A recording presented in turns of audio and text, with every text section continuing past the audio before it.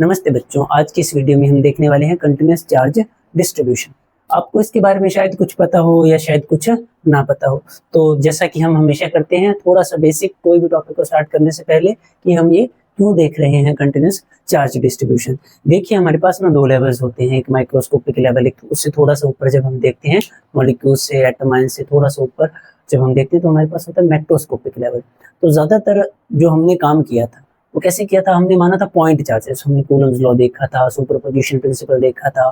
ठीक है, उनमें हमने क्या किया था, मान लो मेरे पास ये एक पॉइंट है, ठीक है, ए, इस पर मेरे पास होगा मान लो 10 कूलम का चार्ज, और मेरे पास यहाँ पर कोई पॉइंट होगा बी, यहाँ पर मेरे पास होगा 15 कूलम का चार्ज। तो मैं दोनों पॉइंट चार्जेस के बीच में जो फोर्स होगा या जो इलेक्ट्रिक फील्ड होगा वो इजिली कैलकुलेट कर सकता हूँ। बट आप समझदार हैं कि हमेशा ऐसा तो नहीं होगा कि हमारे पास पॉइंट चार्जेस ही होंगे।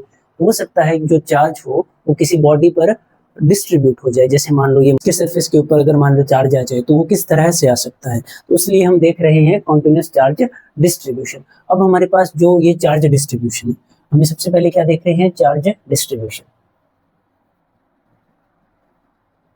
तो ये जो चार्ज डिस्ट्रीब्यूशन है ये दो तरह के होते हैं, एक तो होता है हमारे पास कॉन्टिन्यूअस और एक होगा डिसकॉन्टिन्यूअस।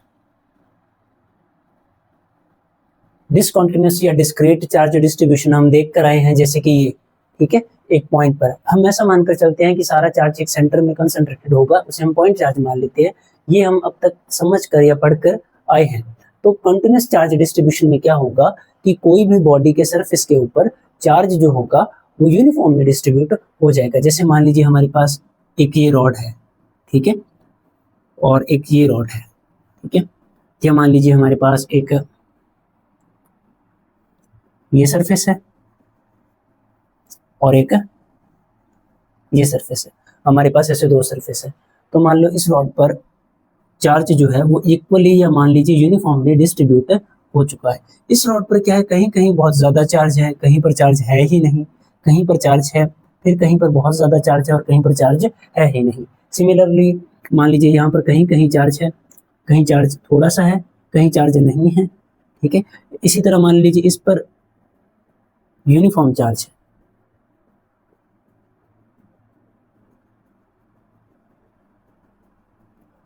तो इस तरह की चार्ज डिस्ट्रीब्यूशन को हम बोलेंगे यूनिफॉर्म या कंटिन्यूअस चार्ज डिस्ट्रीब्यूशन, और इस तरह की को भी हम क्या बोलेंगे, कंटिन्यूअस चार्ज डिस्ट्रीब्यूशन। और इस तरह की डिस्ट्रीब्यूशन को हम क्या बोलेंगे, डिसकंटिन्यूअस चार्ज डिस्ट्रीब्यूशन। होप आपको समझ आया होगा कि चार्ज डिस्ट्रीब्यूशन से हमारा मतलब क्या है। या हम और ज्यादा सिंपली बात करें तो अगर किसी भी बॉडी पर चार्ज ट्रांसफर होगा तो उस पर दो तरह से चार्ज जा सकता है।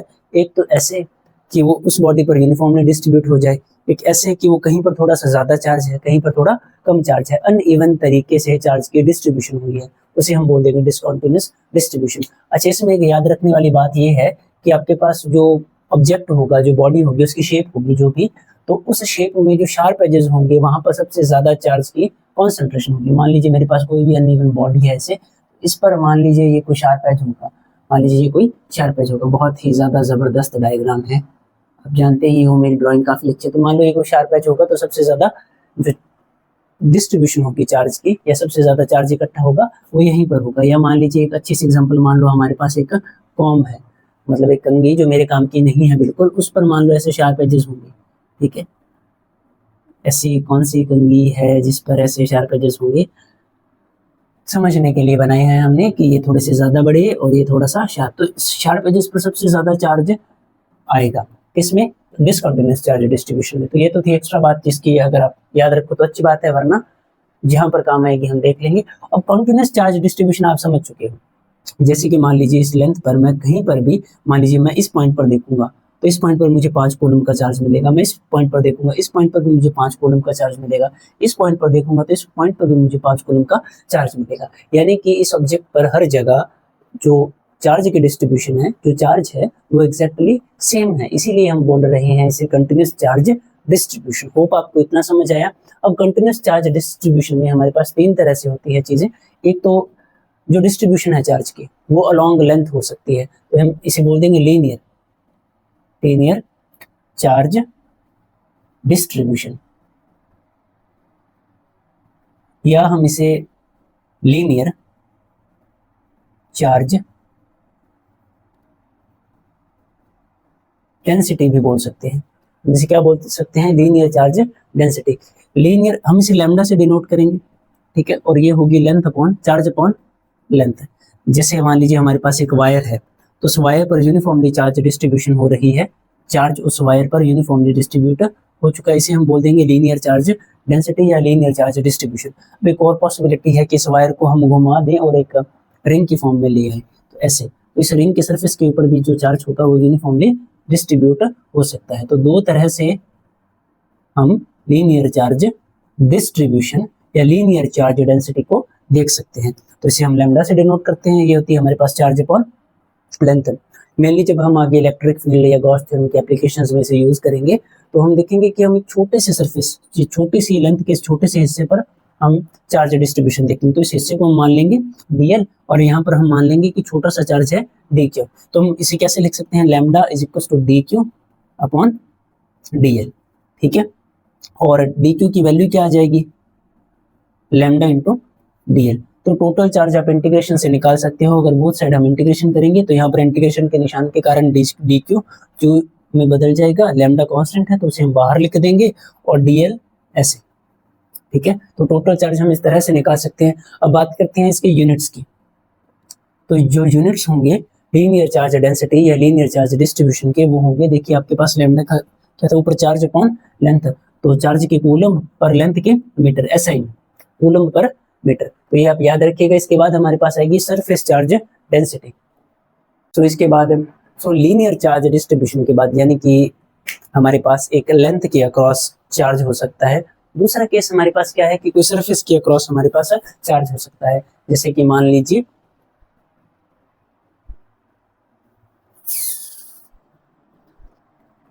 ये सरफेस है, मान लीजिए ये कोई सरफेस है, तो इस सरफेस के ऊपर जो चार्ज होगा वो यूनिफॉर्मली डिस्ट्रीब्यूट हो सकता है। तो दूसरा जो केस है हमारे पास वो क्या होगा, surface charge distribution, surface charge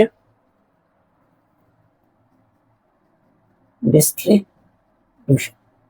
तो एक होगा लीनियर चार्ज डिस्ट्रीब्यूशन, एक होगा सरफेस चार्ज डिस्ट्रीब्यूशन। तो सरफेस चार्ज डिस्ट्रीब्यूशन कैसे होगा कि मान लो कोई जैसे मेटालिक सफियर है, ठीक है, तो उसके सरफेस के ऊपर चार्ज यूनिफॉर्मली डिस्ट्रीब्यूट हो सकता है। जैसे मेरे कहने का मतलब था कि जैसे मान लो ये कोई बॉल है, ठीक है, इस बॉल पर बस इसके सरफेस के ऊपर जो पॉजिटिव चार्ज होगा वो यूनिफॉर्मली डिस्ट्रीब्यूट हो सकता है, ऐसे। तो चार्ज बस इसके कहाँ कहाँ रहेगा, सरफेस के ऊपर रहेगा। तो इसलिए हम इसे बोल देंगे सरफेस चार्ज डिस्ट्रीब्यूशन, यानी कि इस मेटालिक सफियर या ये जो भी बॉडी होगी उसके सरफेस के ऊपर चार्ज रहेगा, सिर्फ सरफेस, इसे हम बोल देंगे सरफेस चार्ज डिस्ट्रीब्यूशन। दूसरा, मान लो हमारे पास कोई मेटालिक शीट हो सकती है या हमारे पास कोई और सरफेस हो सकता है, तो उस ऑब्जेक्ट के सिर्फ सरफेस पर जो चार्ज होगा, ठीक है, बस हमें वही देखना है, उसे हम बोल देंगे सरफेस चार्ज डेंसिटी या सरफेस चार्ज डिस्ट्रीब्यूशन। अब आप क्या करो, छोटा सा कोई भी एरिया देख लो यहाँ से, जैसे मैंने ये देखा, तो स्मॉल एरिया पर स्मॉल चार्ज होगा, डी क्यू कितने एरिया पर चार्ज है, मान लो डी एच एरिया पर चार्ज है या डी एस एरिया पर मान, ठीक है। तो हम ऐसे देख सकते हैं। नॉर्मली सरफेस चार्ज डेंसिटी को हम किससे लिखेंगे, सिग्मा, एक ग्रीक लेटर। तो सिग्मा जो आएगा वो आएगा चार्ज अपॉन सरफेस एरिया, ठीक है। हम इसे थोड़ा और सिंप्लीफाई कर कर अगर लिखेंगे तो मान लो small charge upon small area कैसे आएगा, D Q upon D S, ठीक है। तो डी क्यू की जो वैल्यू होगी वो आएगी sigma into D S upon integrating हमें मिलेगा Q is equal to sigma बाहर, क्योंकि वो कांस्टेंट था, तो डी एस। तो टोटल चार्ज हम इस तरह से कैलकुलेट कर सकते हैं। तो इसके बाद इसके यूनिट्स, तो इसके यूनिट्स कैसे आएंगे, ऊपर कूलम नीचे सरफेस एरिया, तो मीटर स्क्वायर, तो इसके यूनिट्स होंगे कूलम पर मीटर स्क्वायर। ये आप याद रखना।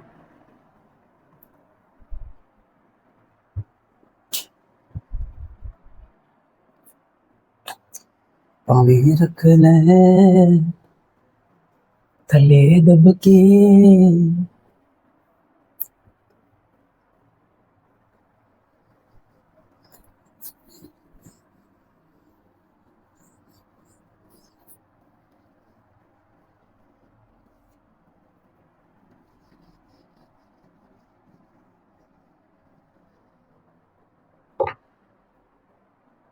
इसके बाद हमारे पास आएगी volume. Charge distribution, volume charge distribution. तो वॉल्यूम चार्ज डिस्ट्रीब्यूशन में क्या होगा कि जो चार्ज होगा वो किसी बॉडी की वॉल्यूम में यूनिफॉर्मली डिस्ट्रीब्यूट हो जाएगा। जैसे मान लो हमारे पास कोई क्यूबिकल बॉडी है, ये कोई 3 डायमेंशनल शेप है, ठीक है, तो इसके अंदर जो चार्ज होगा वो यूनिफॉर्मली डिस्ट्रीब्यूट हो जाएगा। शायद आपको समझ आया। यानी इस बॉडी के अंदर, जैसे मान लो ये रूम है, ये 3 डायमेंशनल ऑब्जेक्ट है, तो चार्ज जो होगा इस पूरी स्पेस में यूनिफॉर्मली डिस्ट्रीब्यूट हो जाएगा। उसे हम बोलेंगे वॉल्यूम चार्ज डिस्ट्रीब्यूशन और वॉल्यूम चार्ज डेंसिटी। ओके, इसे हम डिनोट करेंगे रो से, और ये होगा चार्ज अपॉन वॉल्यूम। ठीक है, यूनिट्स इसके आ जाएंगे चार्ज के कूलम, वॉल्यूम के मीटर क्यूब, कूलम पर मीटर क्यूब। और छोटी सी वॉल्यूम पर छोटा सा चार्ज होगा उसे हम लिखेंगे D Q upon D V. तो डी क्यू जो होगा वो आ जाएगा rho into D V upon integrating हमें क्यू की वैल्यू जो होगी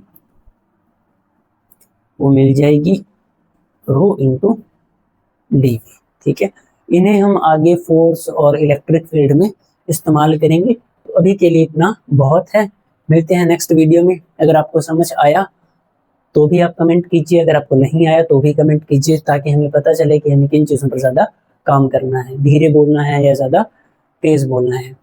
हम